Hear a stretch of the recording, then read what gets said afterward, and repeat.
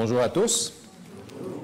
Bon sabbat, amis et visiteurs. Je pense que je remarque qu'il y en a quelques-uns parmi vous. C'est la deuxième fois, je ne me trompe pas, que vous êtes avec nous. Est-ce qu'il y a quelqu'un qui est ici pour la première fois ce matin? Non, en tout cas, OK. On vous souhaite la bienvenue, que vous soyez des visiteurs ou des réguliers. Je souriais ce matin parce que, je ne sais pas si c'est parce que vous avez écouté, vous avez fait votre école du sabbat, puis vous avez beaucoup aimé la leçon du rapport missionnaire, mais il semble qu'il y en a certains parmi vous qui avaient sorti de votre zone de confort. Vous étiez habituellement assis ailleurs. Et il y en a plusieurs qui sont assis à des endroits différents ce matin, bien qu'on n'a pas d'endroit, mais peut-être c'est le changement des couleurs qui vous a inspiré.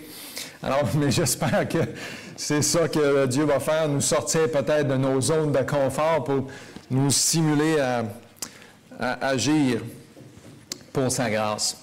Alors, le titre du message de ce matin, c'est « Votre comparution devant le tribunal de Christ ». J'aurais pu présenter ce message-là du jugement investigatif sous l'angle du sanctuaire, mais on ne regardera pas sous cet angle-là ce matin. On aurait pu le regarder aussi au niveau de la prophétie, sous l'angle prophétique, selon l'accomplissement des prophéties, pour savoir à quel moment tout ça a commencé. Mais ce matin, on va regarder plutôt dans un contexte légal, d'une façon judiciaire, on pourrait dire, notre comparution devant le tribunal de Christ. J'espère qu'on va pouvoir saisir ensemble les leçons peut-être les plus importantes, pas nécessairement les détails, mais les leçons que Dieu veut nous apprendre. Alors, on va identifier, bien sûr, qui sont les juges, qui est le jury, qui sont les accusés pendant ce tribunal. On va parler des preuves et de l'avocat, bien sûr. On va mentionner c'est qui l'avocat. Si vous ne savez pas, peut-être c'est nouveau pour vous, mais si vous ne savez pas, on va mentionner ces choses. On va parler des preuves qui sont utilisées dans le tribunal de Christ, le jugement céleste. On va se concentrer sur le rôle des œuvres. Pourquoi les œuvres? On va essayer de comprendre, bien sûr, comment obtenir un jugement favorable, n'est-ce pas? C'est ça qu'on veut. On veut avoir un jugement favorable en notre faveur pour nous, pour chacun d'entre nous, et recevoir un verdict de non-culpabilité. On veut être déclaré libre quand on va passer en jugement, n'est-ce pas, pour la vie éternelle, et on veut éviter la sentence de mort. Alors, je vous invite à tourner. J'ai énormément de textes. Il y en a quelques-uns qu'on va lire, mais il y en a d'autres, si vous voulez juste les prendre en note, vous pourrez regarder le message une autre fois. Peut-être je ne mentionnerai pas tous les textes, puis s'il y en a qui veulent, je peux vous envoyer une copie du message. Mais si vous voulez le prendre en note, ce texte-là, on va le lire, c'est le texte, on commence dans Daniel 7. Daniel, chapitre 7, versets 9 et 10. Daniel, chapitre 7, versets 9 et 10. Voici cette scène du jugement céleste. Daniel 7, 9 et 10. Je regardais, pendant que l'on plaçait des trônes au pluriel, et l'ancien des jours s'assit. Son vêtement était blanc comme la neige, et les cheveux de sa tête étaient comme de la laine pure. Son trône était comme des flammes de feu, et les roues comme un feu ardent. Verset 10, un fleuve de feu coulait et sortait de devant lui. 1000 milliers le servaient et 10 000 millions se tenaient en sa présence. Les juges s'assirent et les livres furent ouverts. Ensuite, on regarde au verset 13 et 14. Verset 13, « Je regardais pendant mes visions nocturnes et voici sur les nuées des cieux arriva quelqu'un de semblable à un fils de l'homme. Il s'avança vers l'ancien des jours et on le fit approcher de lui. » Verset 14, « On lui donna la domination, la gloire et le règne, et tous les peuples, les nations et les hommes de toute langue le servirent. Sa domination est une domination éternelle qui ne passera point, et son règne ne sera jamais détruit. » Alors le titre, c'est « Votre comparution devant le tribunal de Christ ». Où se déroule cette scène? Où se déroule cette scène? Dans le texte qu'on lit en ce moment, c'est pas très, très clair, mais en tout cas, là, on ne pourra pas le garder nécessairement avec toutes les prophéties, mais on voit très bien que ce texte-là se déroule, ce jugement-là se déroule au ciel. En fait, ça se déroule dans le sanctuaire céleste. Quand est-ce que les trônes ont été déplacés? Ce n'est pas l'objectif de la leçon, mais à quel moment les trônes ont-ils été déplacés? En 1844, les trônes furent déplacés d'où à où? Du lieu saint au lieu très saint. Il y a peu de gens qui savent ça, mais on a un paquet de textes. On ne regardera pas cet angle-là de la prophétie, à quel moment c'est réalisé, mais c'est très clair dans la Bible. Maintenant, On trouve bien sûr cette prophétie de la purification du sanctuaire, mais on continue. Qui est l'ancien des jours qui est assis là? C'est Dieu le Père. L'ancien des jours, c'est Dieu le Père. Et ensuite, on voit celui qui est le Fils de l'homme, c'est Jésus-Christ. Donc, le 22 octobre 1844, plusieurs pensaient que Jésus allait revenir, mais c'était la purification du sanctuaire qui commençait comme celle qui se déroulait dans le sanctuaire terrestre. Et de la même façon, dans le sanctuaire céleste, Jésus est passé à ce moment-là. Les trônes, pourquoi il y a deux trônes? Pourquoi il y a des trônes au pluriel? Parce qu'il y a plus qu'un trône. Le Père et le Fils ont déplacé leur trône vers le lieu très saint pour commencer quoi? Le tribunal de Christ, le jugement investigatif. C'est souvent le mot qu'on utilise.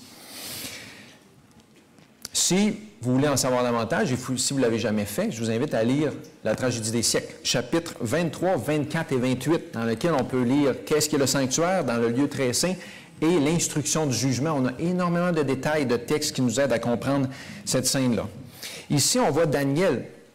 Le prophète Daniel décrit cette scène grandiose et redoutable du procès de chaque personne, surtout de chaque être humain, mais au début de chaque fidèle.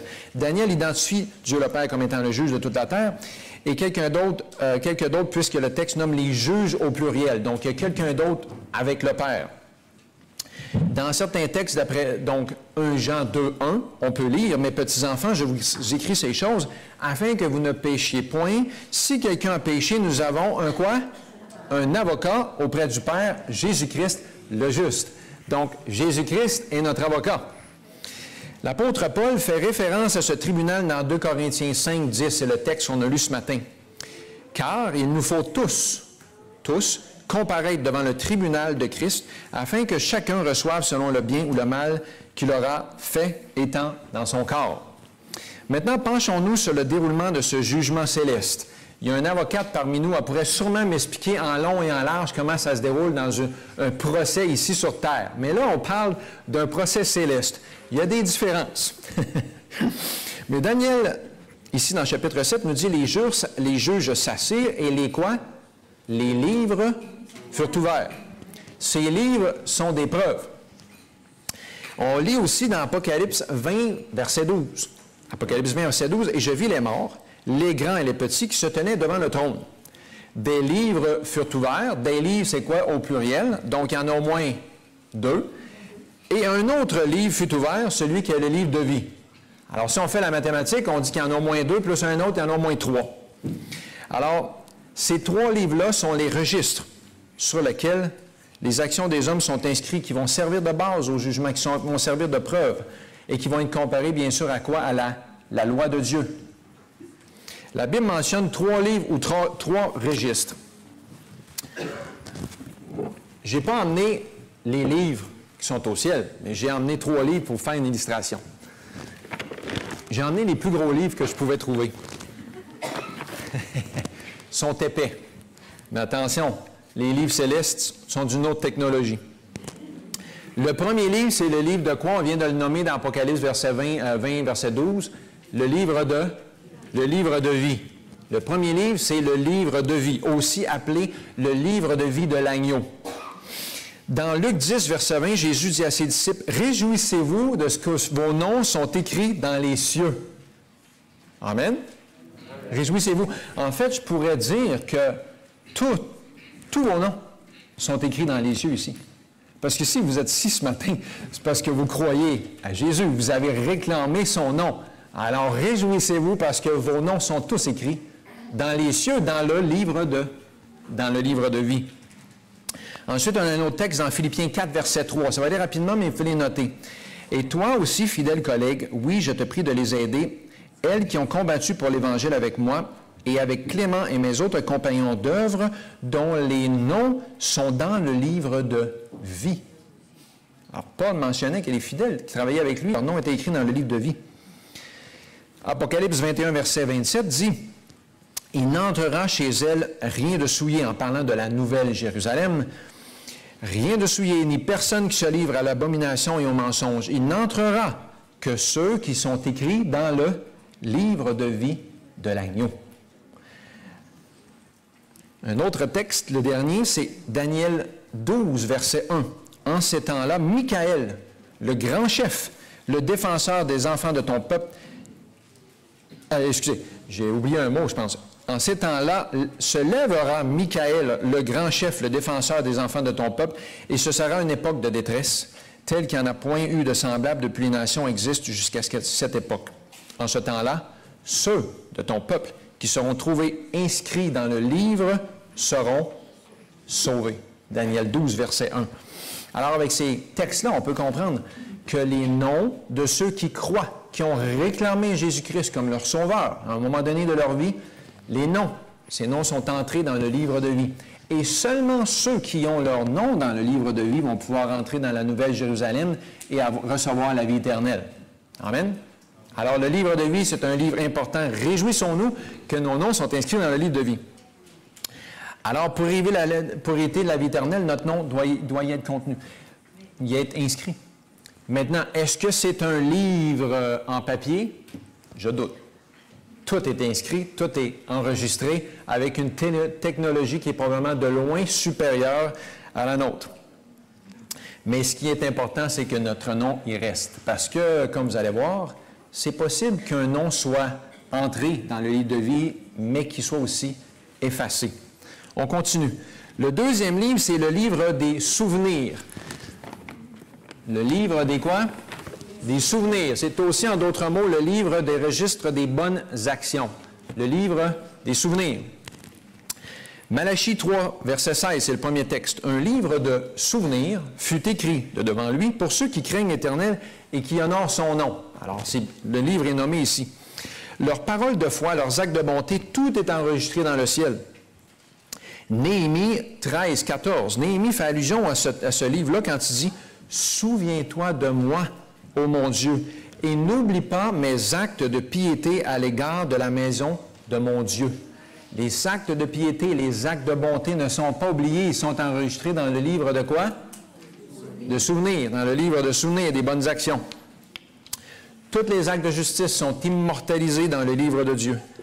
Toute tentation repoussée, toute mauvaise action surmontée, toute parole douce et compatissante, toute victoire sur le péché est notée ici. On y voit aussi le récit de toutes les souffrances, les peines, les persécutions, les tentations résistées, les victoires sur le péché, l'égoïsme, tous les sacrifices endurés pour l'amour de Jésus sont inscrits là. Le psalmiste, David, disait dans Psaume 56, verset 9, « Tu comptes les pas de ma vie errante. Recueille mes larmes dans ton outre. Ne sont-elles pas inscrites dans ton livre? » David mentionne, et David savait que Dieu écrit les larmes que certains ont versées, sont inscrits, leurs pleurs ou leurs souffrances au nom de Jésus, pour la cause de Dieu, sont enregistrés. Apocalypse chapitre 3, verset 5 dit « Celui qui vaincra sera revêtu ainsi de vêtements blancs. Je n'effacerai point son nom du livre de vie, et je confesserai son nom de devant mon Père et devant ses anges. » Alors ici, on voit qu'il y a des noms qui ne sont pas effacés, mais des gens qui vont recevoir des vêtements blancs et que Jésus va considérer à rester, à garder là avec leurs bonnes actions. Le troisième livre, c'est le livre de quoi? Le livre de mort ou le livre du péché. Troisième livre, le livre de mort ou le livre du péché. Dans Romains 2, verset 16, Paul dit que Dieu jugera par Jésus-Christ les actions secrètes des hommes. Toute œuvre humaine passe en revue devant Dieu pour être classée comme acte de fidélité ou d'infidélité. En face de chaque nom, dans les registres du ciel, en face de chaque nom, est noté avec une redoutable exactitude toutes les mauvaises paroles, tout égoïsme, tout devoir négligé, toute fraude, mensonge, meurtre, tout péché secret, incluant le vol des dîmes et des offrandes, parce que Dieu dit bien dans sa parole, « Vous m'avez volé dans les dîmes et les offrandes. » Toute dissimulation, tout péché secret. La jalousie, la vengeance, le meurtre, l'adultère, la convoitise. C'est inscrit. Les avertissements du ciel oublié, les moments perdus, les occasions non utilisées pour témoigner ou faire de l'évangélisation, les mauvaises influences exercées. Tout est inscrit par les anges, l'ange enregistreur. Quelle est la norme au jugement? C'est la loi de Dieu. tout sera jugé par la loi de Dieu. Tout caractère, toute vie seront éprouvés selon la loi de Dieu. Salomon a écrit dans Ecclésiaste 12, versets 15 et 16, « Crains Dieu et observe ses commandements. C'est là ce que doit tout homme. Car Dieu amènera toute œuvre en jugement au sujet de tout ce qui est caché, soit bien, soit mal. » Au jour de Dieu, les péchés dont on ne se n'est pas repenti, les péchés qu'on n'a pas délaissés, vont rester inscrits dans ce livre-là, dans le livre des péchés, dans le livre de mort. Au jour du jugement, l'usage qu'on aura fait de toutes nos facultés sera examiné avec le plus grand soin. C'est certain que ça ne va pas être regardé à la légère. Des questions seront posées. Quel emploi avons-nous fait du capital que Dieu nous a donné? Est-ce que le Seigneur va retrouver des intérêts avec les talents qu'il nous a donnés? Avons-nous cultivé et utilisé à la gloire de Dieu pour le relèvement de l'humanité nos talents manuels, nos talents affectifs, intellectuels que Dieu nous a confiés? Comment avons-nous usé de notre temps, de notre parole, de notre argent, de notre influence, de nos téléphones, nos ordinateurs, tous les objets, les outils que nous avons? Qu'avons-nous fait pour le Sauveur dans la personne des pauvres, des affligés, des orphelins et des veuves? Dieu nous a constitués dépositaires de sa sainte parole.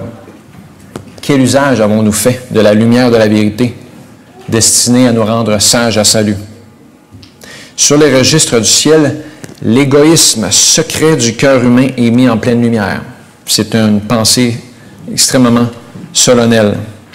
On y voit les heures perdues, l'argent dilapidé, les énergies gaspillées, qui auraient pu servir à proclamer la bonne nouvelle de l'Évangile.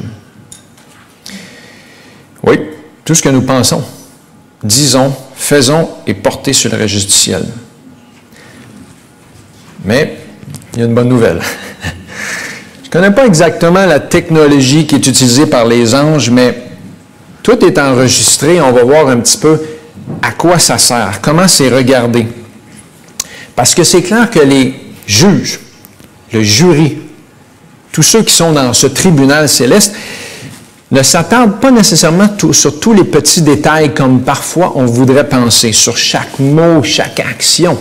Tout est noté, mais on va voir comment ils examinent tout ça. En fait, ça ressemble un peu à ce qu'on fait ici sur Terre. Ils cherchent à faire la lumière sur les circonstances, mais surtout sur l'attitude qu'on avait, surtout sur nos habitudes, notre tendance, sur notre vie entière. On a mentionné ce matin des hommes comme Abraham. Est-ce qu'Abraham avait des fautes? Est-ce qu'il a commis des erreurs? Mais malgré tout ça, à la fin de sa vie, est-ce que Dieu, pour dire de lui qu'Abraham, c'est le père de la foi, Dieu regarde Abraham comme un juste? Mais malgré ses péchés, malgré ses fautes, malgré ses erreurs. La même chose avec Joseph, c'est la même chose avec les disciples. On a vu Pierre qui s'est entêté pendant un certain temps à ne pas faire ce que Dieu avait dit. Il voulait seulement prêcher l'Évangile aux Juifs. Et finalement, Dieu a dû l'ébranler un petit peu dans sa zone de confort avec une vision. Et finalement, Pierre a compris. Pierre a accepté. Et malgré ses péchés, malgré ses fautes, malgré son incapacité parfois à comprendre ce que Dieu voulait, Pierre a continué à marcher dans la lumière que Dieu mettait devant lui. Et Pierre, on peut dire que c'est un homme fidèle. Alors, ce que Dieu regarde dans ce jugement, c'est le caractère. Ce que l'univers veut comprendre, veut connaître, c'est le caractère profond de chacun d'entre nous. Peut-être pas en s'arrêtant sur tous les mots, tous les actes, chaque chose, chaque pensée, mais sur la vie en général. Comment se déroule ce jugement investigatif? Alors, on a vu qu'il y a 3 livres. On a vu que les juges sont assis. Les livres sont ouverts. On examine la preuve.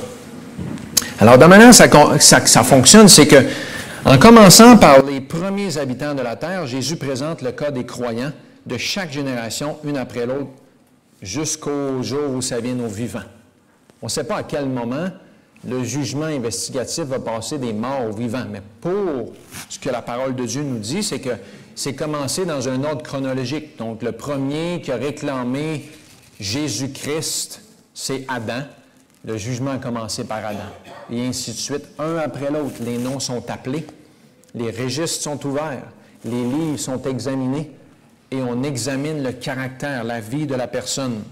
Chaque nom est mentionné. Chaque cas est pesé avec le plus grand soin. Et ici, j'aimerais ouvrir une parenthèse parce que parfois, on a une mauvaise compréhension ou peut-être on a tendance à penser que nos noms sont inscrits puis nos noms sont enlevés. Puis nos noms sont inscrits, non. La Bible ne mentionne pas ça. Nos noms ne sont pas inscrits et enlevés 1000 fois. Nos noms sont inscrits une fois et soit ils y restent ou soit ils sont effacés. Alors, la Bible mentionne que nos noms sont inscrits et seront effacés une fois seulement. Alors, il n'y a pas de « Ah, j'ai fait quelque chose de mal. Ah, Seigneur a enlevé mon nom dans le livre de vie, je suis perdu. Ah, j'ai fait quelque chose de bien. » Non. Ça, c'est pas biblique. Deuxièmement, Dieu ne va pas peser le pour et le contre, le bien et le mal, puis dire « Ah, on fait une addition, plus de bonnes actions, plus... » Non. Ça, c'est pas biblique. C'est pas biblique.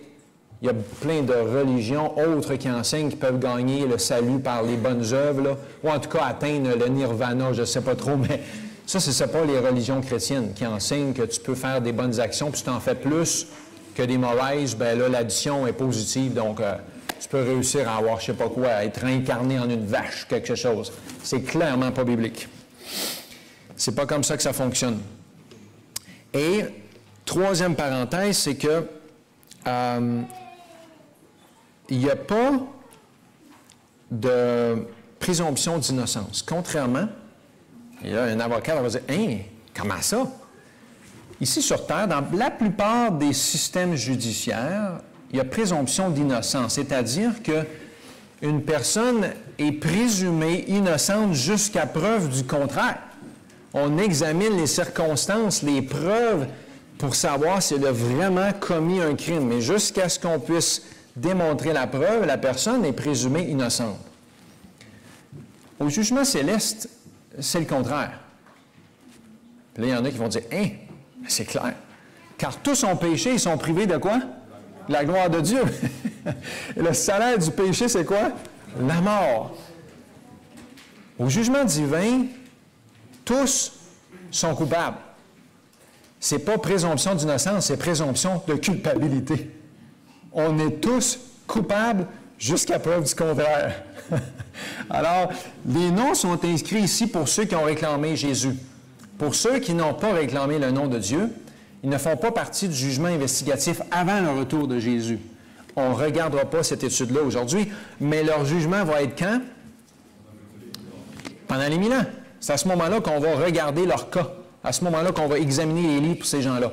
Donc, le jugement dont on parle aujourd'hui, le jugement investigatif, la première phase, c'est la phase qui vient avant le retour de Jésus. Et seuls ceux qui ont réclamé être chrétiens, seuls ceux qui ont confessé le nom de Jésus sont jugés avant le retour de Jésus pour déterminer qui Jésus vient prendre avec lui. Amen? Alléluia! On veut faire partie de ceux-là. On va avoir notre nom dans le livre de vie. Alors, comment s'assurer d'un jugement en notre faveur?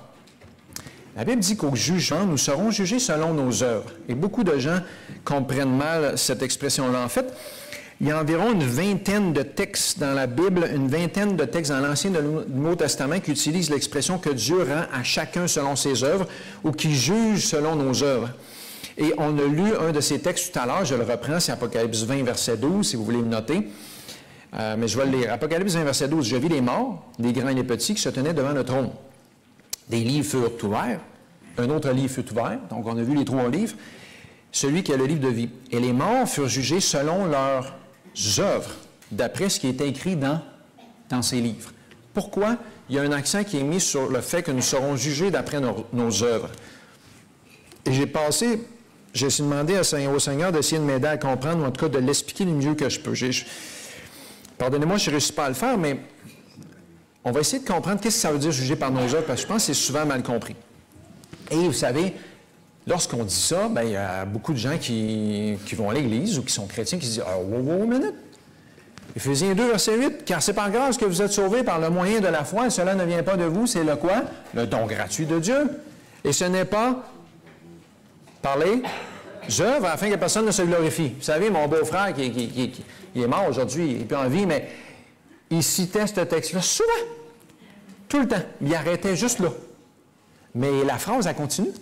« Car nous sommes son ouvrage, ayant été créés en Jésus-Christ pour de bonnes œuvres que Dieu a préparées d'avance afin que nous les pratiquions.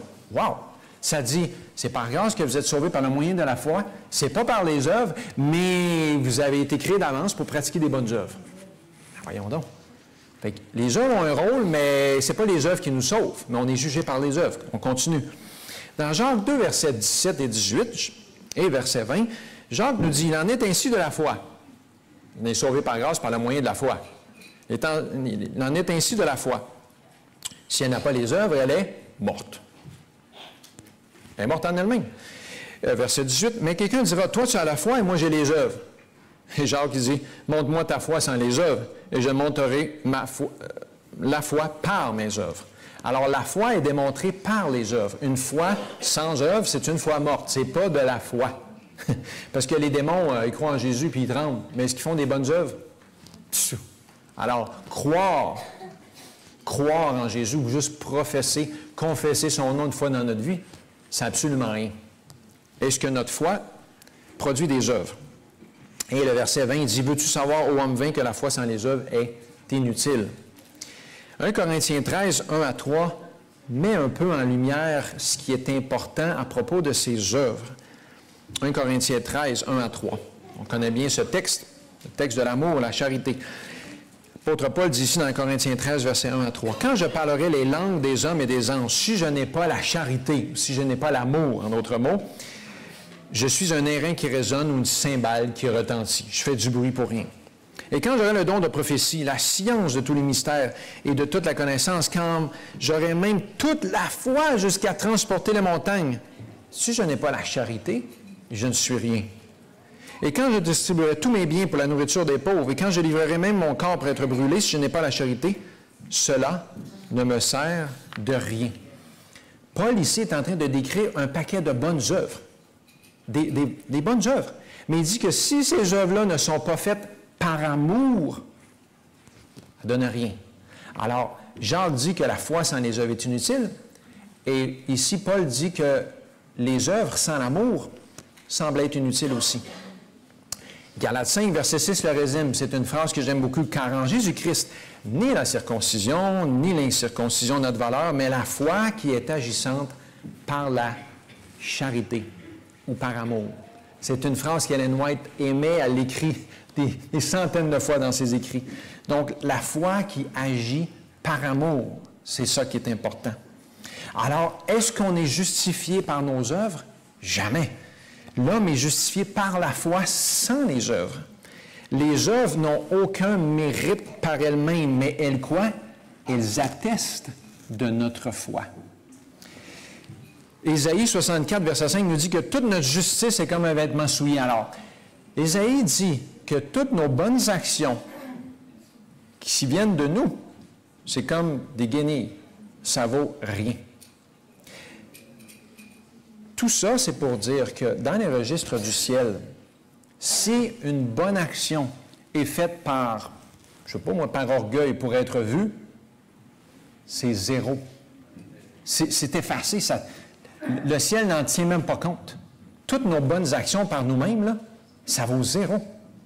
Puis là, des fois, je dis, Seigneur, pardonne-moi, parce qu'on ne fait pas toujours des bonnes actions. Des fois, on fait un petit cadeau à quelqu'un, on dit quelque chose de gentil, parce qu'on veut obtenir quelque chose. Si on fait des bonnes actions juste pour être aimé ou pour manipuler ou pour avoir quelque chose en retour, des fois, on fait des bonnes choses par jalousie. Des fois, on fait des bonnes choses juste parce que, je ne sais pas, moi, on a un retour d'impôt.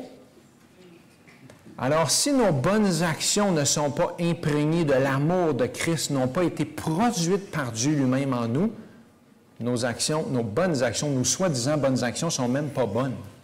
Ils valent zéro. Alors, un paquet de choses peut-être qui ont été notées ou que nous, on considère comme des bonnes actions, que le ciel ne considérera peut-être pas comme des bonnes actions à cause de nos motivations, de nos mauvaises motivations.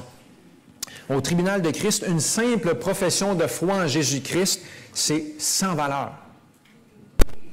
La Bible est claire. C'est pas une fois sauvé, toujours sauvé. C'est pas parce que j'ai réclamé le nom de Jésus une fois, puis mon livre est écrit dans le livre de vie, c'est comme « Alléluia! Mon nom est écrit dans le livre de vie, je peux aller faire tout ce que je veux. » Non! Paul il a dit que c'est pas comme ça que les chrétiens vivent, parce qu'on ne vit pas dans la chair, mais on vit selon l'Esprit. On marche dans la lumière que Dieu nous a donnée. Donc, au ciel, aux yeux des êtres célestes, c'est seulement l'amour. C'est seulement l'amour qui vient de Dieu lui-même qui donne une valeur à nos bonnes actions. Tout acte accompli par amour, si insignifiant qu'il soit aux yeux des hommes, est accepté et récompensé par Dieu. Parce que la différence entre l'homme, c'est que l'homme regarde à quoi? Considère ce qui frappe les yeux, mais l'Éternel regarde à quoi? Au cœur. Voyez-vous? Dieu regarde au cœur. Et un jour, tout va être passé en jugement. Et vous savez, Dieu va régler aussi des choses qui ont été mal comprises. Il y a eu beaucoup de mésententes et de gens qui avaient des bonnes intentions, mais qui ont été mal compris. Et au ciel, ça va être clairement révélé, ça va être clairement démontré. Alors, on voit ici pourquoi les œuvres sont si importantes. Parce qu'elles sont la preuve qu'on connaît Jésus-Christ et que Christ a produit ces œuvres-là en nous. On va regarder quelques autres textes qui peut-être à la lumière de ce qu'on vient de parler, vous allez voir ces textes-là d'une façon différente. Jean 17, verset 3. « Or, la vie éternelle, c'est qu'ils te connaissent, toi le seul vrai Dieu, celui qui t'a envoyé. » Alors, la vie éternelle, pour avoir la vie éternelle, pour que mon nom reste écrit dans le livre de vie, je dois avoir connu Jésus. Le ciel veut savoir ça. Ceux qui te connaissent. Et dans la Bible, quand un homme et une femme se connaissent, c'est intime. S'il y a une proximité, il y a une intimité, c'est personnel. C'est ça, connaître Jésus-Christ. 1 Jean 2, 3 à 6. Si nous gardons ses commandements, par là, nous savons que nous l'avons, quoi? Connu. Ah, OK, ça explique, ça veut dire quoi, connaître Jésus? Celui qui dit « je l'ai connu, qui ne garde pas ses commandements » est un menteur, et la vérité n'est point dans lui. Mais celui qui garde sa parole, l'amour de Dieu est véritablement parfait en lui. Par là, nous savons que nous sommes en lui. Quand on fait la volonté de Dieu, ça prouve qu'on est en Jésus. Ça prouve qu'on le connaît vraiment. Si on dit qu'on le connaît, mais qu'on ne fait pas ce qu'il dit, c'est parce qu'on ne le connaît pas. On est des menteurs. Celui qui dit qu'il demeure en lui doit marcher aussi comme lui-même a marché. Un autre texte qu'on connaît très, très bien, qui est d'une illustration très, très claire, c'est le texte dans Jean 15, où Jésus dit « Je suis le cep, vous êtes les sarments. » Jésus dit « Je suis le cep, vous êtes les sarments. Celui qui demeure en moi et en qui je demeure porte beaucoup de fruits, car sans moi, vous ne pouvez rien faire. » Puis souvent, les gens disent « Voyons donc, sans Jésus, je ne peux pas rien. » C'est faux, je fais plein d'affaires sans Jésus. Bien, on peut toutes les faire. Mais pour le ciel, c'est rien, c'est zéro. On peut faire 1001 affaires. Pour le ciel, toutes ces choses-là qu'on fait, si ce n'est pas Christ les a produites en nous, ça vaut zéro. Ça vaut rien. Quelqu'un peut dire « Ah, j'ai tout réussi ça par moi-même, j'ai construit un empire, je suis multimilliardaire. » Les gens glorifient tellement le fait que je suis parti à zéro, j'ai tout monté. Ça vaut zéro aux yeux de Dieu, absolument rien. Il y a des gens qui disent « Ah, moi j'ai fait toutes sortes d'affaires, puis là j'ai... » Ben, t'as fait quoi? Sans Dieu, tu serais mort. Amen. Tout ce qu'on fait, c'est par la grâce de Dieu.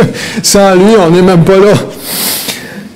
Alors, Jésus, il dit plus loin au verset 6, « Si quelqu'un ne demeure pas en moi, il est jeté dehors. » Ah! Si quelqu'un ne demeure pas en Christ, dans le jugement de Dieu, si quelqu'un n'est pas en Christ, ils vont regarder toutes nos actions pour déterminer, on a-tu connu Jésus? Est-ce qu'on était vraiment en lui? Est-ce que Christ est en nous et que nous, on est en Christ? Sinon, si ça ne l'est pas, on est jeté dehors. Comme le sarment, il sèche, puis on ramasse les sarments, on les jette au feu, on les brûle. Verset 8, « Si vous portez beaucoup de fruits, c'est ainsi que mon Père sera glorifié et que vous serez mes disciples. Comme le Père m'a aimé, je vous ai aussi aimé, demeurez dans mon amour.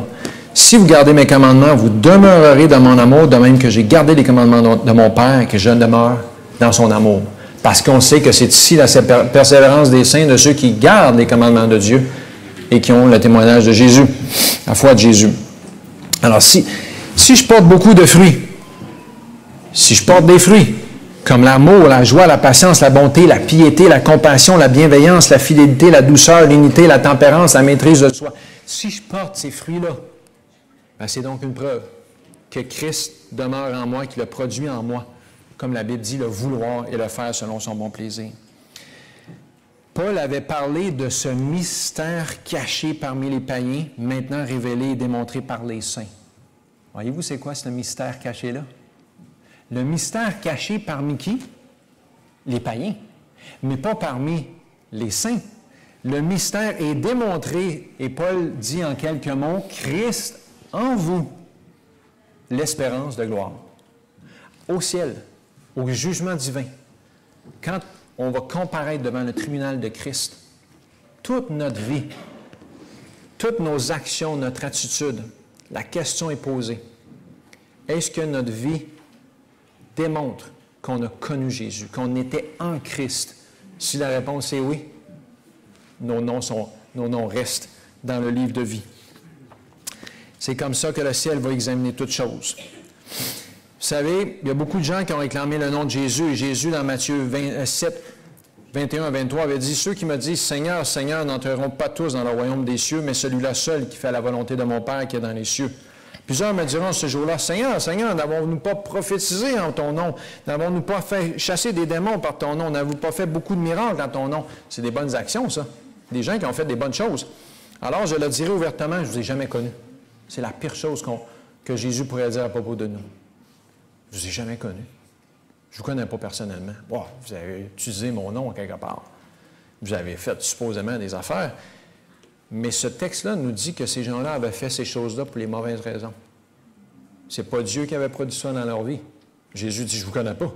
Moi et vous, là, on n'était pas ensemble. Moi, je n'étais pas en vous, en tout cas. Fait que finalement, tout ce que vous avez fait, là, c'était inutile. Ça ne donne rien. Donc, on a presque terminé, mais le seul problème qui reste à régler, c'est le problème des péchés enregistrés. Vous savez, les noms sont acceptés, mais il y a des noms qui vont être rejetés. Ce n'est pas compliqué. Quand un dossier indique des péchés non confessés, non pardonnés, il y a une chose qui reste à faire. Ça dit que le ciel radie le nom. Si dans le livre de mort et de péché, il reste des péchés non pardonnés, non couverts par le sang de Christ, le nom est effacé dans le livre de vie et les bonnes actions sont enlevées du livre de souvenirs. Tout ce qui reste dans l'enregistrement, c'est juste les péchés. C'est solennel.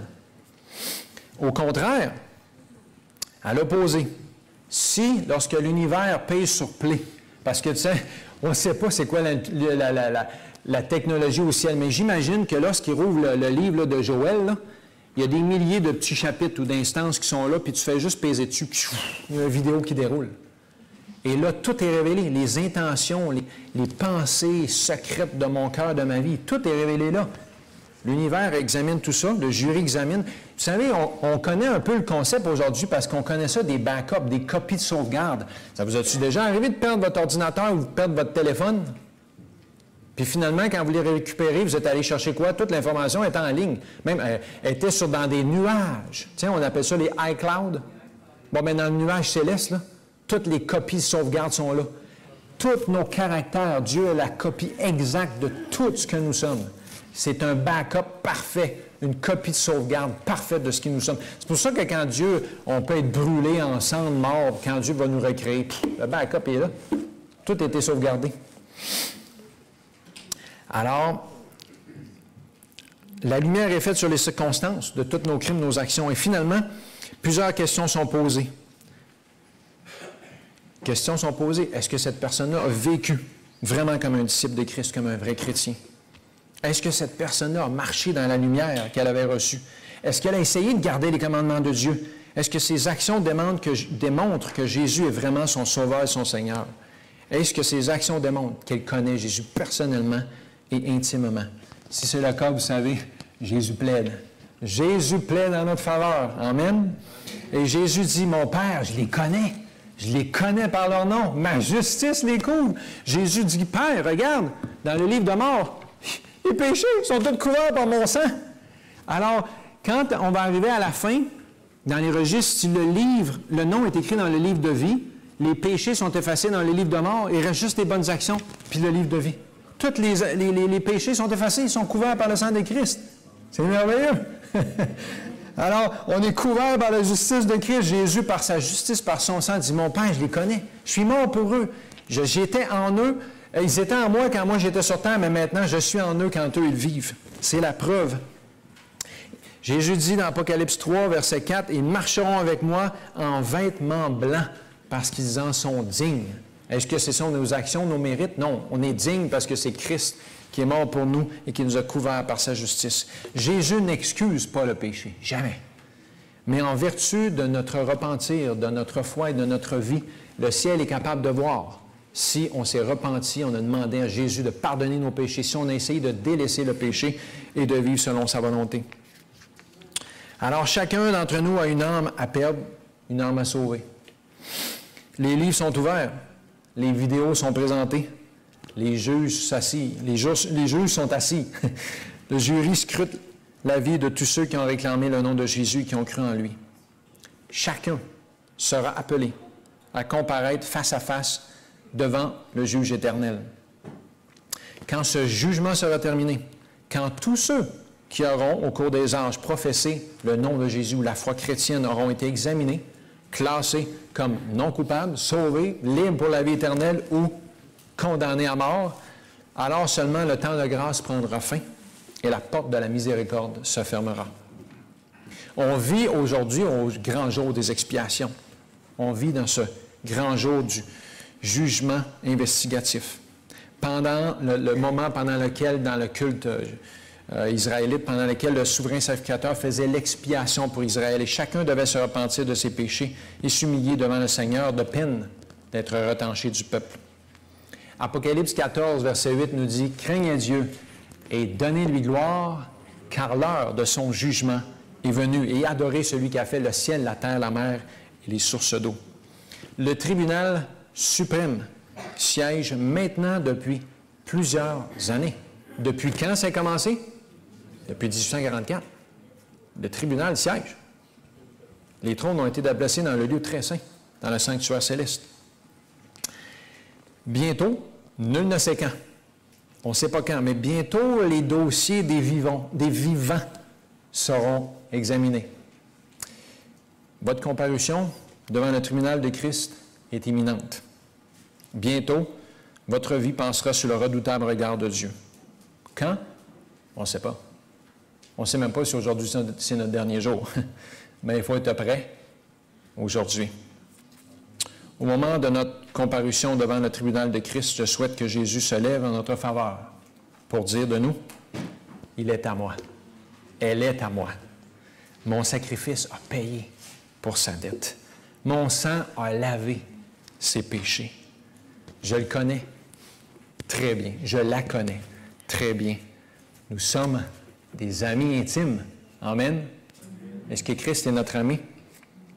J'espère qu'on va entendre quand notre nom va être révisé, bon et fidèle serviteur, entre dans la joie éternelle de ton Maître. Amen. Seigneur, nous venons à toi pour nous demander de pardonner tous nos péchés, d'effacer nos transgressions, Seigneur. Ton amour insondable t'a fait quitter le ciel, Seigneur, pour pardonner aux coupables. Nous sommes tous coupables, Seigneur, d'avoir péché contre toi. Nous avons besoin d'un sauveur. Mais Seigneur, tu nous as dit que nous devons demeurer en toi. Tu nous as fait la promesse que si nous demeurons en toi, que tu demeureras en nous, que tu produiras, Seigneur, des fruits à ta gloire. Produis ces fruits, Seigneur, non pas parce qu'ils ont des mérites. Produis ces fruits non pas parce que nous pouvons nous en glorifier, Seigneur, mais produis ces fruits parce qu'ils seront la preuve que tu habites en nous, Seigneur, que Christ est en nous. C'est notre seule espérance de la gloire et de la vie éternelle. Seigneur, permets que ton caractère soit reproduit en nous. Permets que tu puisses dire de nous que tu nous connais, Seigneur, que nous sommes tes amis, que nous sommes, Seigneur, proches. Permets, Seigneur, que nos vies, nos caractères reflètent ceux de Jésus-Christ. Que nos noms, Seigneur, restent écrits dans le livre de vie jusqu'à ce que tu reviennes nous chercher, nous t'en prions, au nom de Jésus. Amen.